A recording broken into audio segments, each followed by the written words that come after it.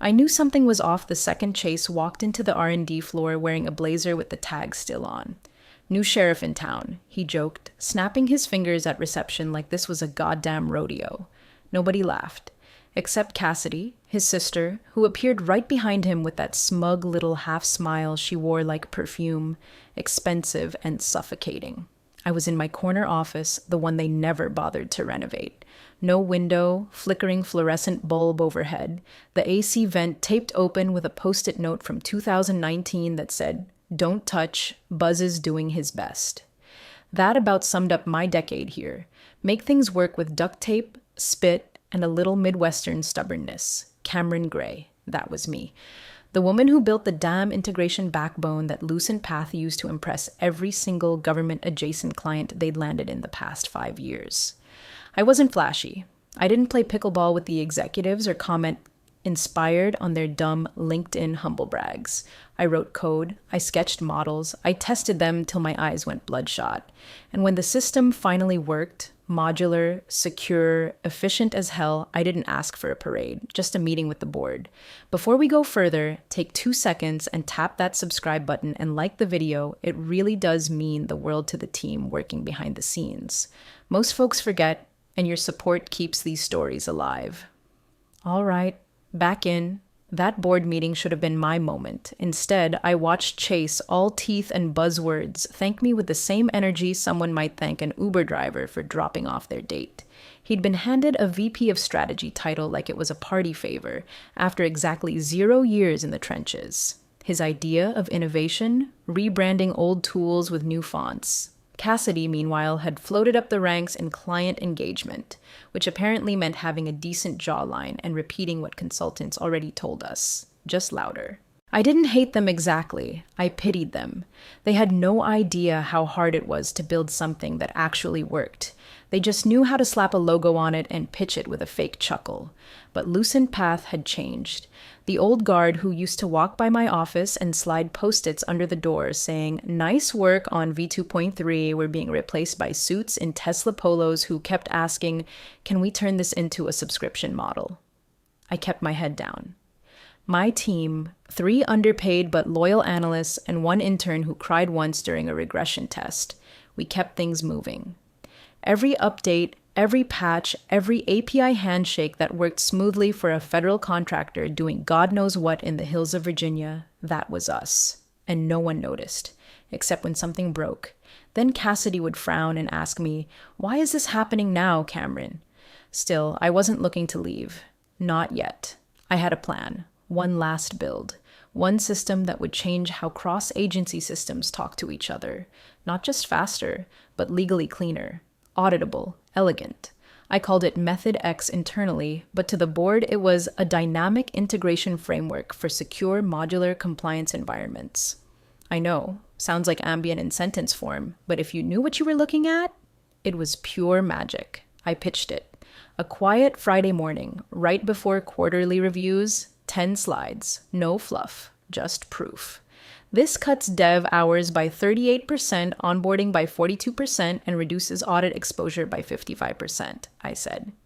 I even had a working demo running on my personal server. Cassidy nodded absently, scrolling her phone. Chase leaned back and said, "Love it. Maybe Cassidy could polish it up for external eyes." I paused. "Polish it how?" He laughed. Make it less nerdy, more story. Clients eat that up." I smiled.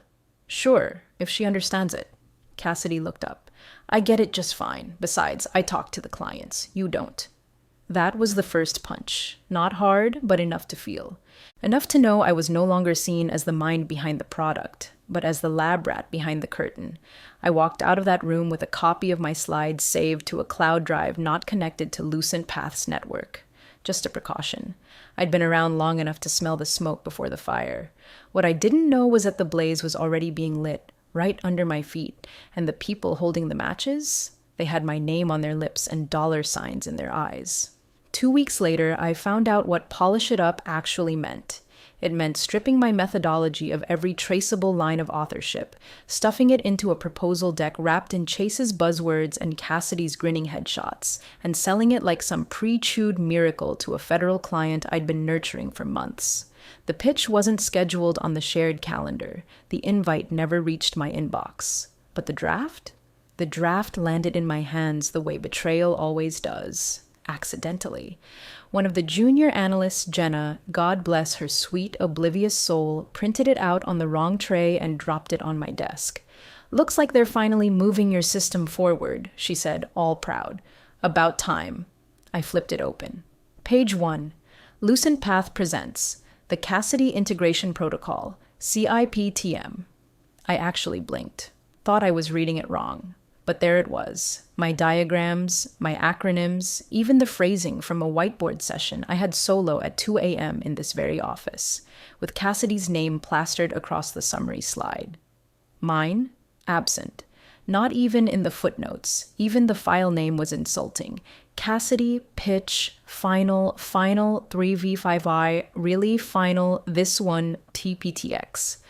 I marched straight to Chase's office, not storming, just walking, steady and quiet like a woman who already knew the answer, but needed to hear the lie spoken out loud. He was on the phone with someone, talking about golf reservations like the fate of a $12 million contract wasn't sitting in a manila folder on his desk. When he saw me, he sighed into the receiver. "Let me call you back. Mom's making us go to that donor thing anyway." He didn't even look guilty, just annoyed. "Yes, Cameron?" I held up the deck. "This went out already?" He raised an eyebrow. "Yeah. Problem?" I flipped to the methodology slide. "My framework. You renamed it. You scrubbed my name off." He leaned back in his chair like he was settling into a hammock. Cassidy made some adjustments, cleaned it up, streamlined the visuals. "You didn't touch the code. You didn't revise the system architecture. You just renamed it." He shrugged. "Look, you'll still get a mention in the appendix, maybe a bio page, but Cassidy's the one presenting. She's more qualified for the client-facing stuff. This is federal, remember? They want Polish." I stared at him. "You mean they want fake smiles and LinkedIn poetry instead of something that actually works?" He grinned, like I'd just proven his point. "Exactly. You're great in the lab, Cameron, but Cassidy sells it." My fingers curled around the folder like I was holding a loaded gun and trying not to pull the trigger. "So I'm a ghostwriter now, a silent partner in my own work." He tilted his head. "Don't be dramatic. This is how companies grow. You want to be part of the team or not?" I didn't answer. I just walked out, burning inside but showing nothing. That's the trick when you've been underestimated for years. You learn how to make silence scream. In the elevator, I pressed the button for the basement and waited until the doors closed. Then I exhaled, just once, through my nose. Calm, controlled. The fight wasn't in that office anymore. The fight was somewhere else, somewhere I was already starting to plan for. Cassidy might have had the deck. Chase might have had the titles and the business cards. But me? I had the original build. And I had the receipt that would blow their little house of lies sky high. It was a Tuesday, because of course it was. Tuesdays are like the beige wallpaper of betrayal. You don't see them coming, and they linger just long enough to make you question every life choice that led you into that room. I'd flagged a misalignment in one of the integration modules. A harmless bug, easy fix, would have taken 20 minutes tops. I sent the ticket up with a note. Minor delay on sync layer 3B, pushing test by half a day. Pretty standard. I'd caught it before it ever left staging, before any client ever saw a flicker of it. But half a day meant half a headline lost for Cassidy, and that apparently was unforgivable. 10 minutes later, Chase stormed into my office like he was kicking down saloon doors. Cassidy was behind him, arms folded, her face set to disappointed but graceful, like she was on a reality show where the stakes were her influencer contract. "Conference room," Chase barked. I didn't grab my laptop, just the folder. The one I kept for insurance. It had every change log, every time-stamped update, the entire damn life cycle of the project, from napkin sketch to functional prototype. I walked in behind them, calm, unhurried. HR was already there. Julia. She looked uncomfortable. That told me everything I needed to know before he even opened his overprimped mouth. "This is unacceptable," Chase snapped, slapping down a printout of the flag ticket like it was a smoking gun and not a routine debug note. I didn't even look at it. "It's already resolved. I emailed the fix 15 minutes ago." Cassidy sighed dramatically. "Cameron, this keeps happening. These little things build up. These little things are the reason your fake demo hasn't collapsed yet, I said, not raising my voice, just stating a fact. That's when Chase lost it. You're lucky we've let you stay this long, I raised an eyebrow. Excuse me? My sister is more qualified than you'll ever be, he growled, face red, voice trembling with performative fury. You've been dead weight since we pivoted. Cassidy has the vision. She has the communication skills. You're a technician. This is a leadership firm now. A leadership firm. Jesus. I could almost hear the TED Talk music swelling behind him. Cassidy gave a little shrug, like she didn't want this, but what choice did she have? It's just business, she said gently, like she was putting down an old dog. Julia from HR didn't say a word, not even a token. Let's discuss this professionally. She just sat there, chewing her bottom lip like it might save her job. I looked around the table. 3 people, 2 of them smug, 1 silent. The room smelled like cheap toner and bullshit. I stood up slowly, slid my folder under my arm, and looked Chase dead in the eye. Got it, I said. Cassidy blinked. That's it? I nodded once. Good luck. I walked out before anyone could say another word, past the intern who wouldn't meet my eyes, past the empty hallway where my name was still stenciled on the frosted glass door. I didn't clear my desk. I didn't take the plant. Let them explain that to IT. In the parking garage, I sat in my car with the engine off, just listening to the silence. My hands were steady. That surprised me.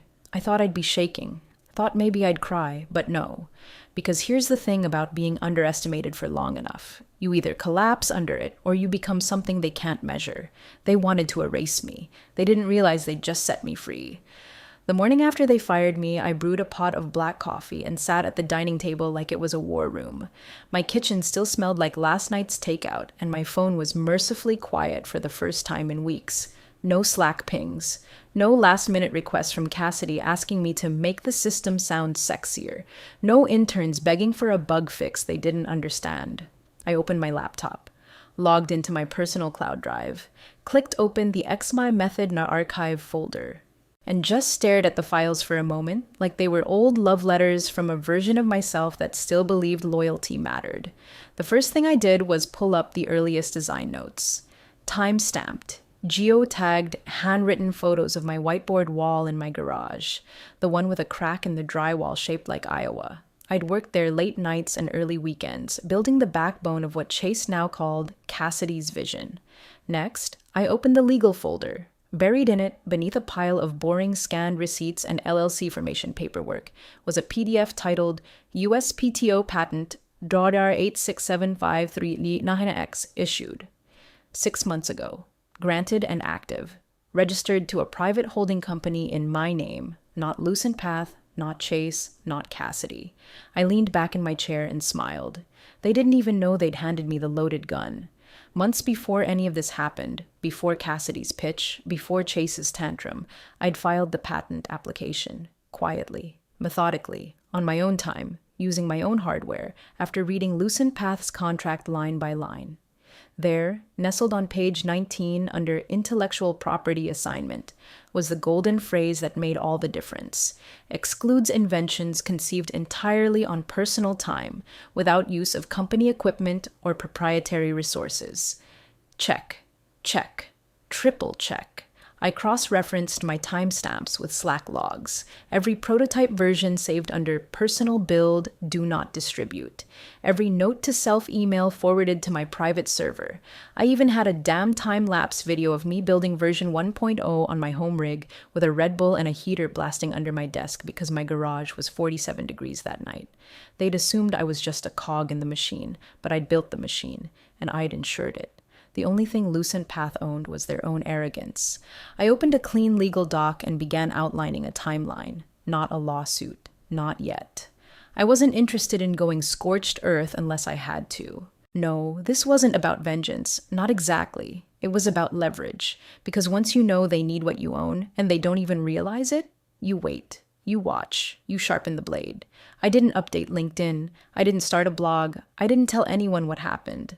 When Jenna texted, "Are you okay?" I just replied, "All good, just taking some time off."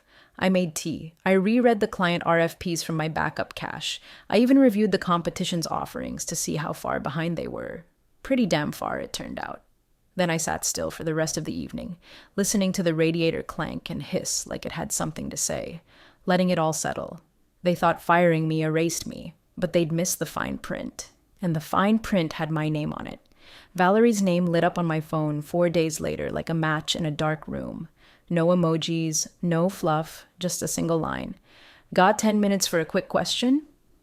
I knew Valerie from the old days, the kind of woman who could spot a compliance error at 50 paces and whose resting face alone could make interns burst into tears. We'd worked together on a joint systems audit back when Lucent Path still respected the term subject matter expert. She didn't reach out unless it was important, or urgent, or both. I called her back before the screen dimmed. "Hey, Cam," she said. Her voice was cool, professional, but I could hear the hesitation beneath it, like someone choosing words with tongs. "Still breathing," I said. "What's up?" There was a pause, the kind that smelled like red tape. Then she said, "Cassidy sent over her deck for the Phase 3 presentation. We're prepping for the final pitch next week." I waited. She didn't continue, so I prompted, And, Valerie said slowly, some of the terminology in her slides sounds eerily familiar. My fingers tightened around the mug in my hand. Define familiar. Terms I've only ever heard from you, structuring logic that looks like your old modular build. Plus, she's referencing integration methodologies that, well, let's just say I'm skeptical she invented them on her morning walk. I exhaled through my nose slowly. "You want me to confirm whether they're using my work?" "No," she said, her tone shifting. "I want you to sit in." "Excuse me?" "We're allowed a third-party technical observer," Valerie said. "Advisor role. Keeps the pitch process clean. My team's fine with it. Legally, it checks out, especially if you're no longer with Lucent Path. Which, from what I hear, you're not." My silence was the only answer she needed. "Cam," she added, a little softer. "You okay with that?" I thought about it. I didn't speak for a good 15 seconds. Then I said, "I'm in, but not as me." She got it instantly. "New entity?" "Already filed," I said. "I'll send over the LLC paperwork. Contract under that name. Nothing tied to Lucent Path." She hummed with approval. "Send it tonight. And bring your poker face." "Oh, Valerie," I said, setting down my mug. "I haven't shown my real face in months." After we hung up, I opened a new email tab and typed out my contractor bio. Different font, new logo, my old first name, new last name. Nothing dramatic, just clean and forgettable. A ghost in the system, the kind of presence that doesn't register until it's already locked the door behind you. That night, I stood in front of the mirror and practiced neutral expressions, the kind of looks that said, "I don't know what you're talking about," even when the evidence was glowing like a fuse behind my eyes. Cassidy had stolen my work, reheated it, and spoon-fed it to a federal client. But now I had a seat at the table again, not as their employee, not as their liability, as an observer, a ghost, a knife in a velvet sheath. And next week, I'd get to watch them walk straight into it. The pitch took place in one of those sterile hotel ballrooms with recycled air and carpets that looked like they were designed during a sugar crash. Long table up front, folding chairs arranged with corporate symmetry, complimentary coffee that tasted like regret. I sat near the back, badge flipped to show my alias, R.C. Morgan, technical consultant, Horizon Systems LLC, clean, anonymous, invisible. Valerie gave me a curt nod when I entered. No small talk, just business. She sat 2 seats from the head of the table, next to the federal client's in-house counsel, a woman named Dana, sharp suit, sharper eyes, a legal predator in heels. Cassidy and Chase arrived 10 minutes late, of course. Cassidy breezed in like she was arriving at a red carpet gala. Blonde curls sculpted to perfection, a white blazer too crisp for someone who'd ever touched real code, and a smile that looked painted on by a marketing intern. Chase followed her, smug as ever, phone in hand, probably live tweeting his own ego. Cassidy took center stage. "Thank you all for being here. Today we're proud to introduce what we believe is the future of secure modular integration for interagency workflows." I didn't flinch, didn't move, just sat still and watched as she pulled up the first slide. It was mine. Same schema, Same node configuration, same naming conventions I'd used in my private development environment, down to the internal shorthand I'd coined for the bridge layer, Ghost Mesh. She didn't even bother to rename it. She just put a gradient behind it, added some clip art, and slapped her initials in the footer. I could feel Valerie shift slightly in her seat. Dana leaned in, pen tapping against the printed handout. Flip, flip, pause. Her brows furrowed. I saw her glance sideways at Valerie, who gave the subtlest nod in my direction without saying a word. Cassidy kept going, voice syrupy, gesturing like she was on Shark Tank. What makes our approach revolutionary is its dynamic endpoint isolation and compliance-forward handshake routines. Word for word. From my Method X doc. She didn't even understand it, I could tell. Her pauses were rehearsed. Her eyes flicked to the prompter too often. The jargon poured out of her mouth like memorized lyrics, catchy but meaningless without the music underneath. Chase sat in the back corner, arms crossed, nodding like a proud stage mom. Every now and then, he'd glance toward Dana and smile like they were already planning the celebratory lunch. I stayed still. Neutral expression, not a muscle moved. I wasn't here to interrupt. I was here to let the noose tighten. Cassidy's next slide popped up, a process flowchart complete with labeled modules. This is what we call the integrity stack, designed for security, simplicity, and seamless compliance. That diagram hadn't just been mine, it had been my private build, the final one, the version I never submitted to Lucent Path servers, which meant they'd either pulled it from my personal machine during offboarding or Cassidy had taken screenshots from my private Zoom walkthrough and rebranded it as her own. Dana's pen stopped tapping. She leaned over to Valerie and whispered something. Valerie didn't reply, just handed over the rest of the handouts. Her expression hadn't changed since the presentation started. Cold, focused, like a conductor waiting for the right note to strike. Cassidy closed the pitch with her signature humble brag. At Lucent Path, we don't just build technology, we build trust. Then she smiled at Dana. I'd love to walk you through our pilot timelines after this. Dana set her pen down and folded her hands. I have one question. Cassidy's smile twitched, like she'd just tasted something metallic. Dana looked down at the packet, flipped to a diagram labeled with the term Ghost Mesh Layer, and said calmly, "Can you confirm who authored this workflow design?" Silence. I didn't look at Cassidy. I didn't have to, because this was the moment the room stopped being theirs. Dana didn't raise her voice. She didn't need to. The room had already gone so quiet you could hear Cassidy's breath catch in her throat. All eyes turned to her, except mine. I watched Dana, steady, precise, waiting like a woman who already knew the answer but wanted to see if anyone was dumb enough to lie. Cassidy blinked twice, then forced a smile. We developed this internally. It's a collaborative effort between our strategy and R&D teams. Dana tilted her head. That's so? Because according to the USPTO index, the term Ghost Mesh Layer is part of a protected workflow methodology, filed under a patent granted 6 months ago. Her fingers flipped through the packet. Patent 8675309X. The design architecture described in slides 12 through 27 appears identical. Chase straightened in his seat. There must be some confusion, he said quickly, a hand raised like he was hailing a cab. We've used variations of this logic for years. I'm sure our legal team has the paperwork. Dana didn't look at him. I'm sure they'll be eager to produce it. Then, like a knife sliding through butter, Valerie turned toward me. Slow, deliberate, she didn't smile. She didn't need to. Would you like to answer that, Ms. Morgan? I set my pen down. Not for drama, just because I wanted both hands free. I reached into my folder, took out a single sheet, and laid it gently on the table. Patent R86753Ronin-X, I said calmly. Filed March 14th under Horizon Systems LLC, a private entity. Approved July 9th. The methodology includes endpoint isolation, modular compliance bridges, and dynamic handshake logic using the Ghost Mesh protocol, all of which are present in Lucent Path's current presentation. Cassidy froze. The color drained from her face like a watercolor left in the rain. Chase looked like someone had just pulled the emergency brake on his trust fund. Dana leaned forward, studying the paper in front of her. Thank you. I didn't gloat, didn't smirk, Didn't lean back with satisfaction like some courtroom TV character. I just sat still. Because the weight of truth does that. It doesn't have to shout. Cassidy opened her mouth, but no words came.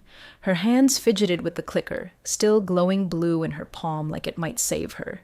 Chase turned toward her, whispering something I couldn't hear. Valerie cleared her throat once, sharp, final.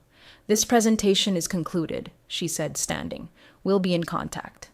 Dana stood too, tucking the patent sheet into her briefcase like it was evidence in a trial she already planned to win. Chase tried one last Hail Mary. "This is a misunderstanding. Cameron, or Morgan, or whatever, you didn't even mention you filed this."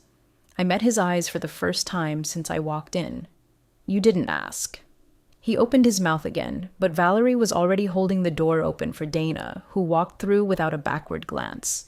Cassidy just stood there, staring at her laptop like it might evaporate. I gathered my things, slow and silent. They thought they owned the story. Turns out, they didn't even read the fine print. Outside the ballroom, the air felt cooler, cleaner. I stepped into the hallway and exhaled for what felt like the first time in weeks. No applause, no cameras, no cinematic walk-off. Just the soft hum of vending machines and the low murmur of someone vacuuming a distant corridor. That's how real shifts happen. Not with thunder, but with quiet exit signs blinking above the door. Valerie followed me out less than a minute later. She didn't say anything at first, just stood next to me, arms crossed, watching the doors swing shut behind Chase and Cassidy. You could hear them arguing before the latch even clicked. A frantic kind of panic, the sound of two people trying to hold onto a rope that's already been cut. Valerie finally spoke. "That was surgical." I shrugged. "They made it easy." She turned to me, extended her hand. No formality, just solid respect. "Come by the office tomorrow. We want you on this project full time." I blinked. "As what?" "Lead advisor, systems compliance and architecture, independent seat. The client wants direct reporting, no middlemen, especially not ones who plagiarize federal submissions." I didn't say yes immediately. I just looked down the hallway, letting it sink in. Not the offer, but the shift. The moment where the work finally spoke louder than the noise. After years of being the invisible fix-it woman in the back corner, here I was, being asked to stand at the front, not because I smiled right or wore the perfect blazer, but because the code worked, because I built something nobody else could fake. Inside the room, Lucent Path's legal team had already descended like vultures in navy suits. One of them was flipping through the pitch packet with the kind of expression that suggested someone was about to lose their bonus. Julia from HR hovered by the side wall, biting her thumbnail, eyes darting between Chase and her phone like she was calculating whether this was worth sticking around for. Cassidy slumped into a chair, staring blankly at the screensaver bouncing on her laptop. Chase was still talking, fast and low, like a man auditioning to keep his job. Dana hadn't returned. She didn't need to. The message had been delivered. Valerie nodded toward the elevators. "You want to ride down together?" I shook my head. "I think I'll take the stairs." She didn't question it, just clapped me once on the shoulder and walked away, heels echoing sharp and certain. I lingered for a moment longer. Let the quiet settle in. Let the silence feel like victory. Then I turned, folder in hand, and made my way down the emergency stairwell. No crowd, no grand exit. Just the slow, steady steps of a woman who'd been erased, and now had the pen back in her hand. By the time I reached the lobby, my inbox had a new email. Subject line, Proposal, Federal Tech Advisory Contract, Horizon Systems. Sender, Valerie, time-stamped, signed. Above it, another email popped up, this one from Cassidy. Subject, We need to talk. I didn't open it. She wasn't wrong. But now, I didn't need to listen. 3 weeks later, I sat in a sunlit office with actual windows for the first time in a decade. Not a corner cave, not a basement cubicle disguised as private workspace, but real glass, real light, and a coffee machine that didn't sputter like a dying lawnmower. Horizon Systems had set me up with a clean slate. No legacy egos, no Chase peacocking in the hallway, no Cassidy rehearsing sound bites in the mirror. Just a small, hungry team of thinkers who asked good questions and actually listened to the answers. Behind my desk, centered between two framed system architecture blueprints, hung the thing that made the rest of it possible: my patent. Original certificate, no embellishments, just black ink on white paper under museum-grade glass. Sometimes people glanced at it and didn't think much of it. Others read the fine print and got quiet. I didn't say anything about it unless they asked. Mostly, they didn't. The work spoke louder. We were already onboarding our second major client, ironically, one that Lucent Path had pitched 6 months ago and lost because Cassidy hadn't been able to explain a single layer of the integration logic. Valerie now looped me into strategic briefings directly, and Dana had personally invited me to sit on a compliance review panel slated for Q3. Lucent Path, meanwhile, had gone quiet. Not the good kind of quiet. The legal department is busy kind. Someone leaked that Chase and Cassidy were under internal review for ethics violations, specifically unauthorized use of protected intellectual property. That was the sanitized version. The real one? Theft, fabrication, public embarrassment. HR had launched an internal audit, and word on the grapevine was that the board, finally spooked by federal heat, was quietly assessing whether their father, CEO for life, still had the vision to lead. I didn't ask for any of that, didn't send a single message, didn't fire off a passive-aggressive email. I just kept building, kept shipping. There's a moment that happens sometimes just after lunch when the office is quiet and the sun hits that patent on the wall just right. I sit back, sip my coffee, and let myself smile. Not because I burned it all down, but because I didn't have to. Cassidy and Chase had the spotlight, the titles, the polished shoes and the buzzwords and the marketing decks, but I had the foundation. And the thing about foundations, you don't see them until everything else starts to crack. They thought I was just another technician, another quiet woman who wouldn't make waves, another name they could erase. Turns out, my methodology wasn't the only thing they underestimated.